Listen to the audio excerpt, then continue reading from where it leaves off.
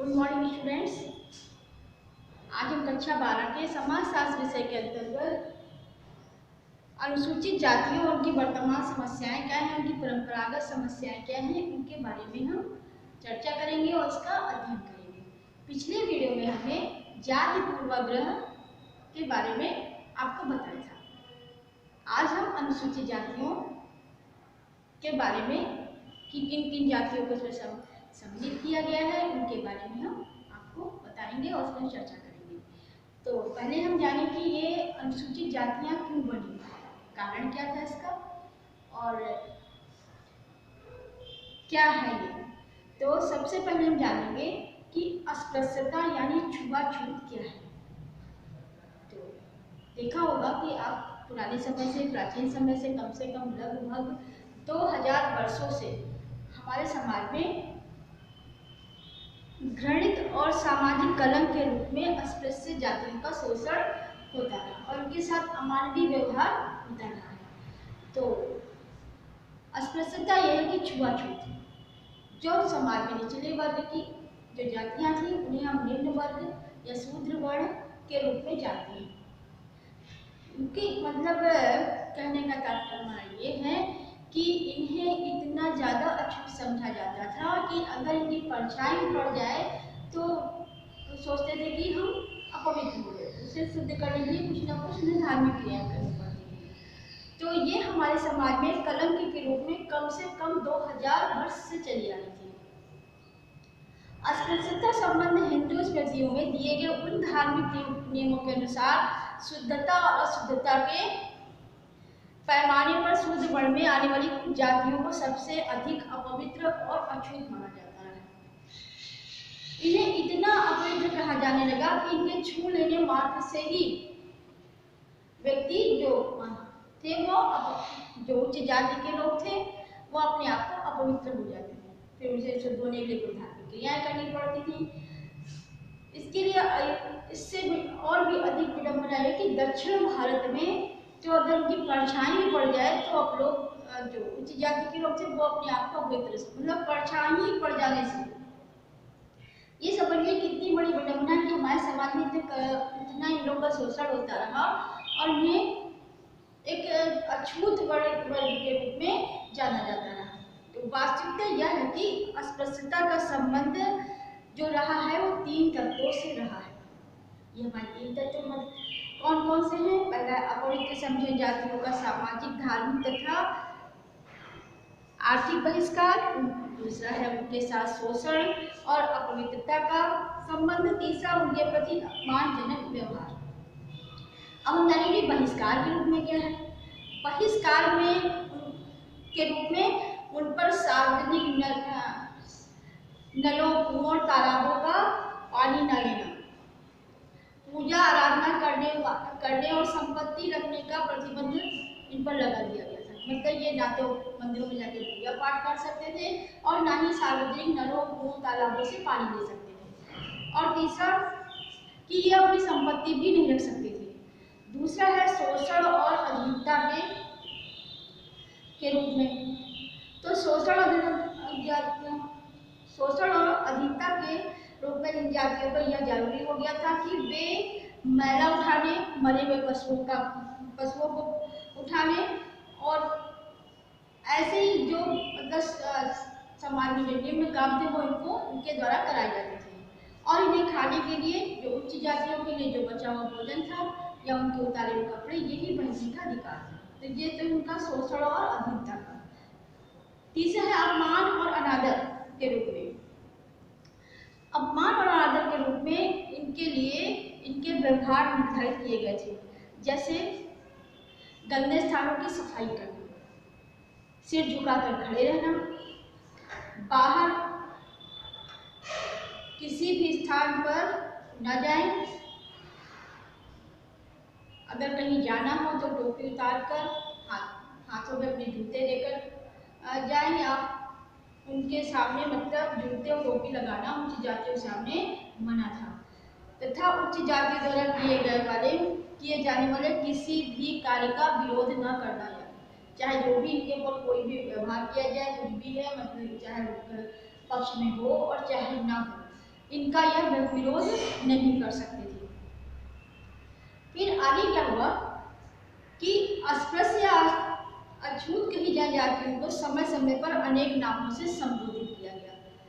तो ब्रिटिश शासन की ओर से साइमन कमीशन ने सबसे पहले इन जातियों की गणना पर जोर देकर इन्हें अनुसूचित जाति का नाम दिया। सबसे पहले साइमन कमीशन ने ब्रिटिश सरकार में इन्हें अनुसूचित जाति का नाम दिया गया। लेकिन सबसे ज़्यादा अगर किसी ने सुधार किया इनके बारे में सोचा तो वो था ज्योतिबा फुले। ये एक महान समाज सुधारक हुए हैं जिन्होंने अछूत समझी जाने जाति को सबसे पहले दलित जाति के नाम से संबोधित करने पर जोर दिया। फिर सन 1931 की जनगणना के अध्यक्ष J.H. हट्टन थे। उन्होंने भी इन जातियों को हिंदू समाज से बाहर मानते हुए बाहरी जाति कहा। दूसरा किसने कहा? J.H. हट्टन। इन्होंने बाहरी जाति के नाम से संबोधित किया। फिर भारत के स्वतंत्रता आंदोलन के दौरान महात्मा गांधी ने अछूत कहे जाने वालों को हिंदू समाज का एक अभिन्न अंग घोषित किया। उन्होंने अछूत जातियों को हरिजन नाम देकर उन्हें संबोधित किया और स्वयं भी हरिजन बस्तियों में जाकर रहने लगे। मतलब ये था कि जितना महात्मा गांधी ने इनका सहयोग भी दिया और वो समाज में इनको ऊंचा स्थान दिलाने के लिए प्रयास भी किया। तो उन्होंने मतलब ये बताया कि ये हिंदू समाज का एक अभिन्न अंग है और इसके साथ में इन्होंने इन जातियों को, अछूत जातियों को हरिजन के नाम से संबोधित भी किया और उनके साथ में रहना भी आरंभ कर दिया। फिर अगला आते हैं कि स्वतंत्रता के बाद सन 1947 में स्वतंत्रता मिला जब भारत का नया संविधान बनना शुरू हुआ। तो संविधान निर्माताओं ने यह माना कि शूद्र वर्ण में आने वाली सभी जातियों को की दशा एक जैसी नहीं है। शूद्र वर्ण में जिन जातियों को अछूत माना जाता है, जातियां सबसे अधिक शोषित, उपेक्षित और पद दलित हैं। इन जातियों को कानूनी सुरक्षा तथा सरकारी नौकरियों में आरक्षण दिए बिना इन जातियों का उद्धार नहीं हो सकता और न ही इनकी जो दशा है सुधार में लाया जा सकता है। तो इसके लिए भारतीय संविधान के अनुच्छेद 341 के विभिन्न प्रावधानों के अंतर्गत राष्ट्रपति को यह अधिकार दिया गया कि वह विभिन्न प्रदेशों के राज्यपालों से सलाह लेकर उन जातियों की एक सूची अथवा अनुसूची तैयार करें जिन्हें सामाजिक, धार्मिक और आर्थिक आधार पर सभी तरह के अधिकारों से वंचित किया जाता रहा है।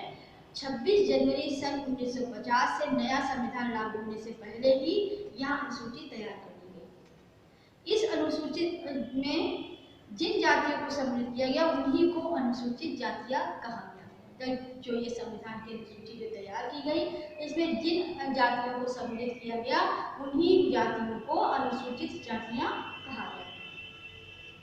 तो अब हम ये बताते हैं कि इनमें कौन कौन से लक्षण पाए जाते हैं। तो जो इन्हें तब उन्हें हम अनुसूचित जाति मानते हैं। कौन कौन से लक्षण होते हैं और ये कौन कौन सी जातियां हैं। तो सबसे बड़े लक्षण आप देख लीजिए। तो संविधान में उन्हीं जातियों को अनुसूचित जातियां माना गया जिनमें ये 5 लक्षण पाए गए। नंबर 1, जो जातियां हिंदू जाति व्यवस्था में सबसे नीचे स्थान पर होने के कारण उनका विकास स्वयं करने में असमर्थ थी। मतलब जो जातियां स्वयं अपना विकास करने में असमर्थ थी उन्हें शामिल किया गया। दूसरा, जिन्हें परंपरागत रूप से उच्च जातियों यहाँ तक कि कुछ पिछड़ी जातियों जैसे कहार, धोबी, नाई, दर्जी तथा माली आदि के संपर्क में आने की अनुमति नहीं थी और उन्हें अनुमति दिया भी नहीं गया था। जो कहार हैं, धोबी हैं, नाई, दर्जी, माली आदि के संपर्क में आने की अनुमति नहीं दी थी। ये भी मतलब के लक्षण थे। तीसरा, जिन्हें हिंदू मंदिरों में प्रवेश करने का अधिकार नहीं दिया गया। चौथा, जो सार्वजनिक स्थानों और वस्तुओं का उपयोग करने से वंचित थे। पांचवा, जो अपने गंदे और अपवित्र पेशे के द्वारा आजीविका उपार्जित करने के लिए बाध्य थी। इन जाति मतलब जिनमें ये 5 लक्षण पाए गए उन्हें भी अनुसूचित जातियों में शामिल किया गया। अब हम जानेंगे कि अनुसूचित जातियों कौन कौन जैसे जो मैला उठाने वाले थे, जो मरे हुए पशुओं को उठाने वाले थे, इन लोगों को जैसे कि अनुसूचित जातियों में सम्मिलित किया गया। तो हम जानेंगे कि अनुसूचित जातियों की समस्याएं कौन कौन सी हैं।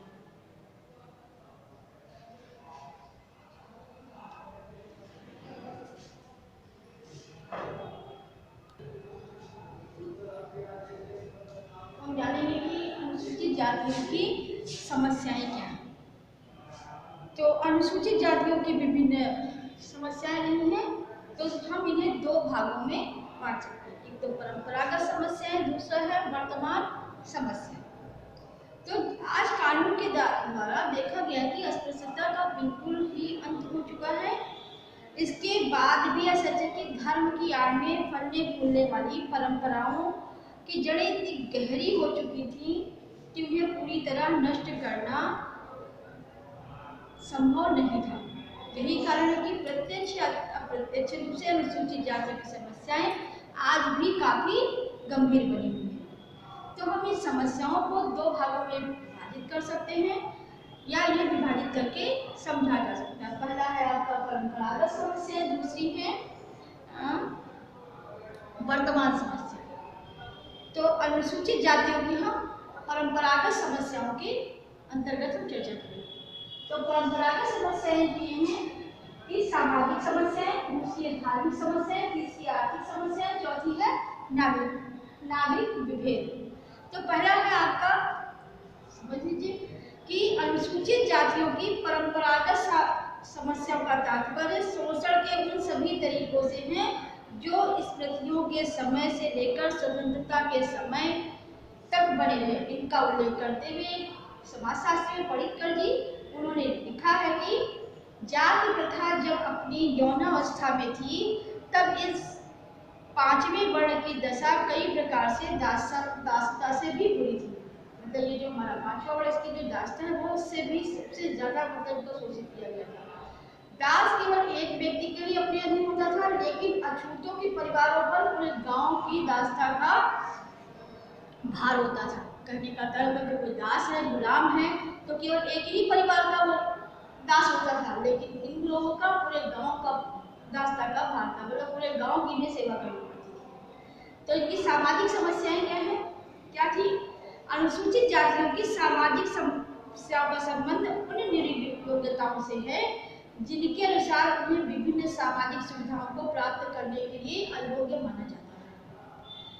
इन जातियों को स्वर्ण हिंदुओं के साथ संपर्क रखने, स्वर्ण जातियों द्वारा उपयोग में लाई जाने वस्तुओं का उपयोग करने से भी वंचित कर दिया गया था। जैसे कि जो स्वर्ण जातियां, जो ऊंची जातियां थी, उनके द्वारा जैसे कुओं से, तालाबों से पानी लेना, मंदिरों में जाना और किसी भी प्रकार की जो सार्वजनिक चीजें थी उनको प्रयोग करना वंचित था। मनुस्मृति में यह व्यवस्था दी गई थी कि अस्पृश्य जाति के लोग गांव से बाहर रहेंगे। उन्हें शिक्षा के अधिकार से वंचित कर दिया गया था। यहाँ तक कि स्वर्ण व्यक्ति नाई, धोबी और कहार जैसी जातियों के संपर्क में भी उन्हें आने के लिए मनाही थी। मतलब इन जातियों से भी वो वह संबंध अपना नहीं रख सकते थे। और उन्हें भी उन जातियों से दूर रहने के निर्देश दिए गए थे। तो ये थी उनकी सामाजिक समस्याएं। दूसरी है कि धार्मिक समस्याएं। अछूत जातियों के लिए केवल मंदिरों में प्रवेश करने पर ही कठोर प्रतिबंध नहीं लगाए गए, बल्कि उन्हें धार्मिक जो धर्म ग्रंथ थे उन्हें भी पढ़ने के लिए, उन्हें सुनने के लिए भी मनाही थी और किसी प्रकार की वह पूजा पाठ नहीं कर सकते थे और ना ही वो किसी पूजा पाठ में सम्मिलित हो सकते थे। यहाँ तक कि उन्हें प्रसाद भी नहीं दिया जाता था। और अगर उनके ऊपर कोई भी प्रायश्चित का, और यह भी था कि अगर किसी प्रकार का उनकी गलती हो जाती थी तो उन्हें कोई भी प्रायश्चित करने का भी भार नहीं डाला गया था। जो हिंदू जीवन के जो 16 संस्कार होते हैं, जो प्रमुख संस्कार जिन्हें हिंदू संस्कार में सबसे आवश्यक समझा जाता था, उन्हें भी उन संस्कारों को भी पूरा करने के लिए उन्हें अनुमति नहीं दी गई थी। यह मान लिया गया था कि जो जातियां जन्म से अभियुक्त है उन्हें संस्कारों के द्वारा शुद्ध नहीं किया जा सकता है। तीसरा है आर्थिक समस्या। दलित जाति को केवल वे व्यवसाय करने की अनुमति जिन्हें जो अत्यधिक दूसरी जाति के द्वारा संभव नहीं था, जैसे मैला उठाना, मरे हुए पशुओं का चमड़ा निकालना, उन्हें फेंकना। इसी प्रकार जो समाज द्वारा जो दूसरे व्यक्ति नहीं काम कर सकते थे, उन कार्यों को इनसे करवाया जाता था। विभिन्न गाथाओं के द्वारा इन्हें यह भी विश्वास दिया जाता था कि यह अगर नहीं करेंगे, ये अपना व्यवसाय नहीं करेंगे, तो आगामी जो अगला जन्म है उन्हें इससे भी कठोर मिलेगा, इससे भी ज़्यादा गलत योनि प्राप्त होगी। इस तरह उन्हें विश्वास दिया था कि अपने ही जो इस तरह का कार्य मिला है, इसको आपको इसी में ही पूर्ण करना है, और इसी से वो अपनी आजीविका का साधन भी पूरा करते थे। इसी के द्वारा वो अपना जीवन भी यापन करते थे। इसके लिए जो जिन लोगों की सेवाएं करते थे, उनके द्वारा जो बचा हुआ भोजन था, उसके बदले में जो पुराने कपड़े थे और बेकार का जो घरेलू वस्तुएं थी, उन्हें देकर ही उन्हें संतुष्ट करने का प्रयास किया जाता था, और उसी से उनका प्रयत्न किया गया कि इसी तरह ये इन सब चीज़ों को पाकर बस खुश भी रहेंगे और उसके साथ में अपना जीवन यापन भी करते रहेंगे। चौथा है आपका नागरिक विभेद। इन जातियों को शासन के काम में किसी भी तरह का हस्तक्षेप करने का अधिकार नहीं था। सार्वजनिक सेवाओं के लिए नौकरी पाने का अथवा न्याय पाने का कोई भी अधिकार नहीं था। सामान्य से अपराध के लिए इन्हें कठोर दंड दिया जाता था, और वे कभी भी अपने अधिकारों की मांग करने के लिए इसलिए वह साहस भी नहीं कर पाते थे कि अगर छोटा सा कोई अपराध हो गया तब भी इन्हें कठोर दंड का प्रावधान था। इसके लिए कभी भी अपने लिए सिर उठाकर न्याय की मांग नहीं कर पाए। इसके फलस्वरूप उच्च जाति का कोई भी व्यक्ति अस्पृश्य जाति के किसी भी व्यक्ति को इच्छा अनुसार अपमानित भी कर सकता था और प्रताड़ित भी कर सकता था। अब हम आते हैं कि अनुसूचित जातियों की वर्तमान समस्याएं क्या है। ये तो थी आपकी परंपरागत समस्याएं। अब वर्तमान समस्याएं क्या है। भारत में अनुसूचित जातियों की समस्याओं को सबसे पहले यहाँ के राष्ट्रीय स्वतंत्रता आंदोलन के दौरान अनुभव किया गया। यह पहला अवसर था जब डॉक्टर अंबेडकर ने के प्रयत्नों से महसूस किया जाने लगा कि अनुसूचित जातियों की स्थिति में सुधार किए बिना उन्हें राष्ट्र की मुख्य धारा से नहीं जोड़ा जा सकता है, क्योंकि वो इतनी ज़्यादा शोषित और उपेक्षित वर्ग था कि इन्हें अगर समाज के साथ जोड़ना था तो उनके सुधार के कोई ना कोई प्रावधान करना जरूरी था, या तो उन्हें कोई ऐसा अधिकार दिलाना जरूरी था जिससे कि वह भी समाज के साथ मिलकर चल सके। तो इसके लिए सन 1930 में महात्मा गांधी ने सबसे पहले अस्पृश्य जातियों की दशा में सुधार लाने के लिए आंदोलन आरंभ किया। स्वतंत्रता के बाद जब अस्पृश्य जातियों को अनुसूचित जातियों के रूप में मान्यता देकर उन्हें संवैधानिक रूप से विकास की विभिन्न सुविधाएं दी गई, तो यह समझा गया कि बहुत ही जल्दी से इनमें सुधार आ जाएगा और इनकी जो समस्याएं हैं वह समाप्त हो जाएंगी। यह सच है कि स्वतंत्रता के बाद काफी इनमें सुधार भी आया है, लेकिन आज भी उनकी कुछ अधिकांश समस्याएं बनी हुई है। जो वर्तमान की समस्याएं हैं उन पर हम प्रकाश डालेंगे। तो सबसे पहले है कि संबंध रखने में संकोच। तो पहला क्या है, संबंध रखने में संकोच। दूसरी है सामाजिक आर्थिक शोषण। तीसरा है जातियों के अंदर ही अनेक असमानताएं। चौथा अंतरजातीय संघर्ष। पांचवा है राजनीतिक क्षेत्र में। मानते हैं अनुसूचित जातियों की वर्तमान समस्या। तो पहला संबंध रखने में संकोच। व्यवहारिक रूप से आज भी ऊंची जातियों के लोग अनुसूचित जातियों से सामाजिक संपर्क रखने, खान पान के क्षेत्र में संबंध रखने में संकोच करते हैं। विभिन्न प्रतिष्ठानों में या तो उन्हें रोजगार की सुविधाएं प्राप्त नहीं हो पाती, अथवा दूसरी जातियों की तुलना में उन्हें मिलने वाला आर्थिक पुरस्कार बहुत कम होता है। कानूनों के द्वारा अनुसूचित जातियों को हिंदुओं के धार्मिक स्थानों में प्रवेश करने का पूरा अधिकार है, लेकिन अनुसूचित जातियां आज भी इस अधिकार को स्वतंत्रतापूर्वक उपयोग नहीं कर पाती, लेकिन कुछ हद तक इनकी समस्याएं दूर भी हुई हैं। दूसरा आपका आता है सामाजिक आर्थिक शोषण। अनुसूचित जातियों का लगभग 70% भाग गाँव में निवास करता है। सभी को मालूम है, गाँव में उच्च जातियों के महाजन, बड़े भूस्वामी और प्रभावशाली लोग आज भी अनुसूचित जातियों का किसी न किसी रूप में सामाजिक आर्थिक शोषण कर रहे हैं, क्योंकि अगर एक बार इन्होंने किसी भी महाजन से कर्ज ले लिया तो एक तो यह शिक्षित नहीं होते हैं, दूसरी बात यह है कि इन्हें अपनी आवश्यकताओं को पूरा करने के लिए कहीं ना कहीं से ऋण या कर्ज लेना ही पड़ता है। तो उनका जो पूरा जीवन है इसी ऋण को चुकाने में ही व्यतीत हो जाता है, क्योंकि उन्हें अज्ञानता के कारण उन्हें पता भी नहीं होता है कि कितना हमने ऋण लिया है और कितना हमें देना है। तो इस प्रकार या महाजन में जो लाभ उठा लेते हैं। दूसरा, उन्हें अज्ञानता के कारण उनकी विकास योजनाओं के बारे में भी पता नहीं चल पाता, जिससे कि उसकी सहायता से उन्हें सस्ता ऋण भी मिल जाए और ये अपना कार्य को कर भी सके। तो इस प्रकार से इन्हें जो जिन चीज़ों से, जिन वस्तुओं से भी आवश्यकताएं पूरी हो सकती है या जिससे जिन कार्य को लेकर ये अपने जीवन में परिवर्तन ला सकते हैं, उनका भी इन्हें पता नहीं होता है। तीसरा है, स्वयं अनुसूचित जातियों के अंदर ही अनेक असमानता है। देखा होगा जो लोग शिक्षित हो गए हैं अनुसूचित जातियों में ही, वह कोई ना कोई उच्च आसन पे या कोई बड़ा पद पा गए, तो इससे वो अपने ही वर्ग को एक अलग वर्ग मानते, मतलब अपने को शिक्षित वर्ग मानते हैं, जो अशिक्षित है उनके बारे में उन्हीं का शोषण करते हैं और ये सोच लिया कि हम इनसे समाज में अलग हैं और ये दूसरे प्रकार से हैं। तो शिक्षा प्राप्त करके जो उन्होंने प्रशासन राजनीति में स्थान प्राप्त कर लिया, वो अपने आप को एक अलग वर्ग के रूप में देखने लगे। तो दूसरी समस्या यह है कि सरकार द्वारा अनुसूचित जातियों के विकास में जो भी छात्रवृत्ति मिलती है या जो जातियों के विकास के कार्य की योजनाएं आती हैं, वह शिक्षित वर्ग को ही मिल पाती हैं और इनका पूरा लाभ जो हमारे पिछड़े अनुसूचित जाति में जो लोग हैं उन तक नहीं पहुंच पाता है। तो इसका तात्पर्य कि अनुसूचित जाति के सामान्य लोगों की स्थिति में अभी अधिक सुधार नहीं हो सका है। चौथा है कि अंतरजातीय संघर्ष। अनुसूचित जाति को समस्याओं का नया रूप अंतरजातीय संघर्ष के रूप में देखने को मिलता है।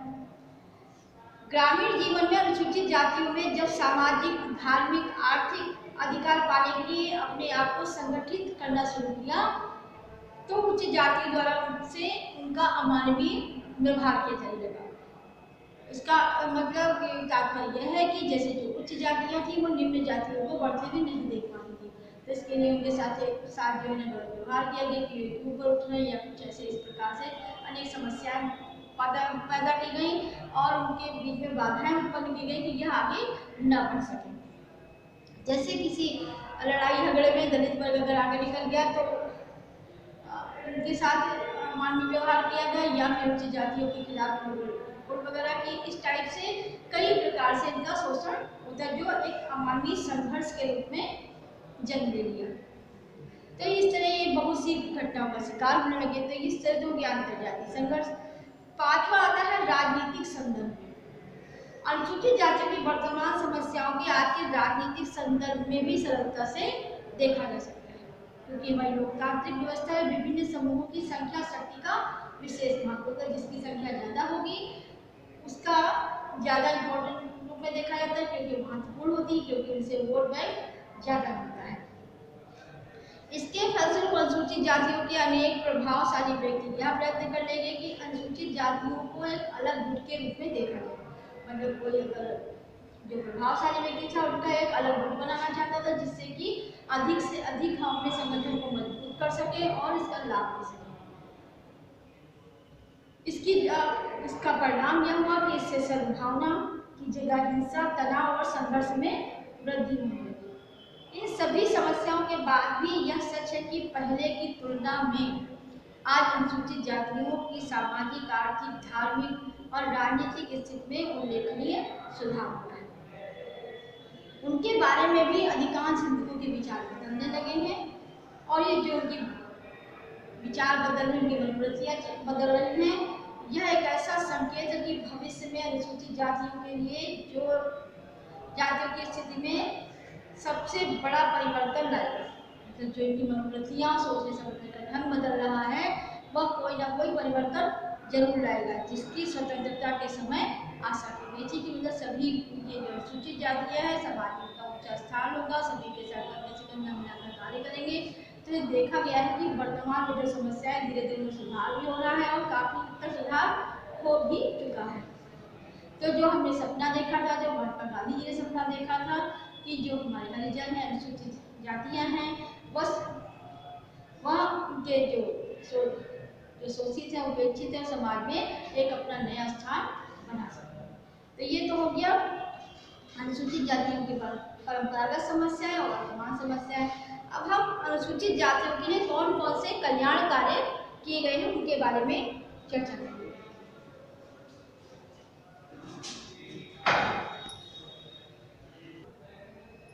अब हम अनुसूचित जातियों के कल्याण कार्य के लिए जो जो योजनाएं चलाई गई हैं या जिनके जो सुविधाएं प्रदान की गई हैं, अब उनके विषय में हम चर्चा करेंगे।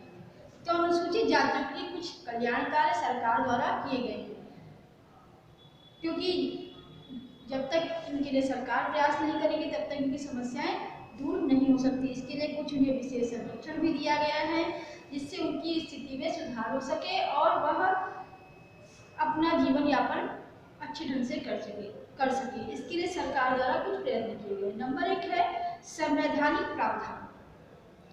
तो संविधान का अनुच्छेद 17 के द्वारा अस्पृश्यता से संबंधित किसी भी तरह के आचरण पर पाबंदी लगा दी गई, मतलब किसी भी प्रकार का अमानवीय व्यवहार उनके साथ नहीं किया जा सकता है। अनुच्छेद 46 के द्वारा अनुसूचित जातियों को सामाजिक अन्याय और शोषण के विरुद्ध सुरक्षा देकर उनके आर्थिक और शैक्षणिक हितों को सुरक्षित करने का भी प्रावधान किया गया। अनुच्छेद 330, 332 तथा 334 के द्वारा संसद तथा राज्य की विधानसभा में इन जातियों को विशेष प्रतिनिधित्व देने की व्यवस्था भी की गई। अनुसूचित जातियों पर होने वाले अत्याचारों को रोकने के लिए सन 1990 में एक अत्याचार निरोधक अधिनियम लागू किया गया। सन 1990 में ही संविधान में 65वां संशोधन करके अनुसूचित जातियों तथा अनुसूचित जनजातियों के विभिन्न हितों की रक्षा के लिए बहुत से कानूनी उपाय भी किए गए। तो ये तो रहा इनका जो संवैधानिक प्रावधान किए गए, संविधान के अनुसार प्रावधान किए गए उनके बारे में। अब दूसरा आता है आपका विधायिका तथा सरकारी नौकरियों में आरक्षण। तो संवैधानिक प्रावधानों के अनुसार संसद तथा राज्य की विधानसभा में अनुसूचित जातियों को दिया जाने वाला आरक्षण जनवरी वर्ष 2020 तक के लिए बढ़ा दिया गया। संविधान के अनुच्छेद 335 के अनुसार प्रतियोगी परीक्षाओं के द्वारा होने वाली नियुक्तियों में 15% स्थान तथा सीधी भर्ती में अनुसूचित जातियों के लिए 16.66% स्थान आरक्षित रखे गए हैं। उन्हें योग्यता के मानदंडों और आयु सीमा में भी छूट दी गई है। तो ये तो इनके जो सरकारी नौकरी में आरक्षण है और विधायिका के द्वारा जो आरक्षण दिए गए हैं उनके बारे में। अब आते हैं शैक्षणिक सुविधाएं को कौन कौन सी दी गई है। शिक्षा में कौन कौन से इनका सुधार किया गया है और कौन कौन सी सुविधाएं सरकार द्वारा प्रदान की गई है।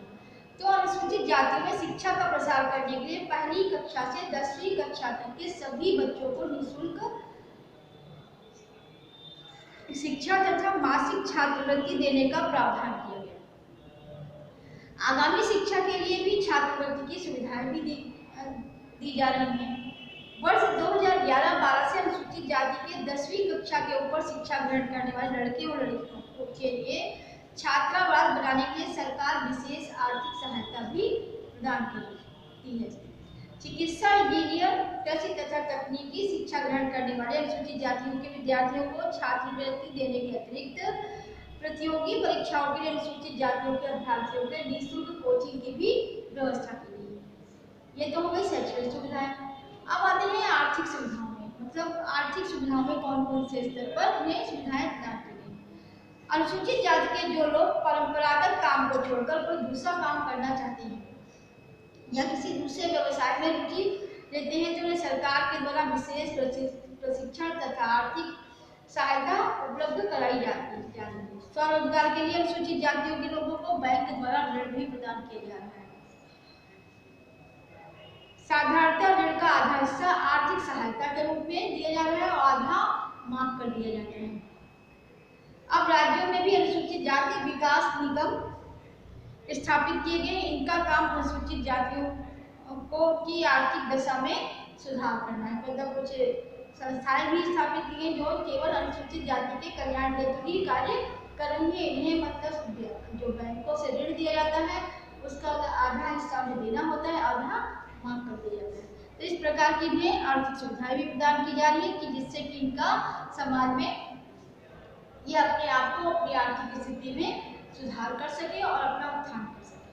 अब आते हैं कि स्वास्थ्य तथा आवास की कौन कौन सी सुविधाएं प्रदान की गई हैं। तो अनुसूचित जातियों के स्वास्थ्य और रहन सहन की दशा में सुधार करने के लिए भी अनेक योजनाएं आरंभ की गई हैं। तो सबसे पहले नगरीय ग्रामीण क्षेत्रों में अनुसूचित जातियों के लोगों को मकान बनाने की लागत का लगभग 75% हिस्सा अनुदान के रूप में प्राप्त हो जाता है। नगरों की हर जिले में सड़कों के निर्माण और पानी की निकासी की व्यवस्था की गई है। इनके स्वास्थ्य और चिकित्सा के लिए इनका बीमा करवाया जाता है और जो सरकारी अस्पतालों में निःशुल्क स्वास्थ्य परीक्षण, निःशुल्क दवाइयाँ और निःशुल्क चिकित्सा की भी सुविधाएं प्रदान की गई हैं। और कुछ अन्य योजनाएं भी चलाई गई हैं जो सरकार के द्वारा है।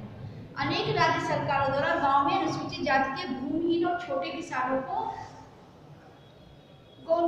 जो बैंकों से ऋण है, जो महाजनों से कर्जा था, उन्हें माफ कर दिया गया है। जो जिला सरकारें हैं तो किसानों के जो अनुसूचित जातियों के ऋण थे या कर्जे थे उन्हें माफ कर दिया गया है और नौकरी के साक्षात्कार में जाने के लिए उन्हें यात्रा व्यय भी दिया जाता है। मतलब जो खर्चा पड़ता रहता है वो भी दिया जाता है।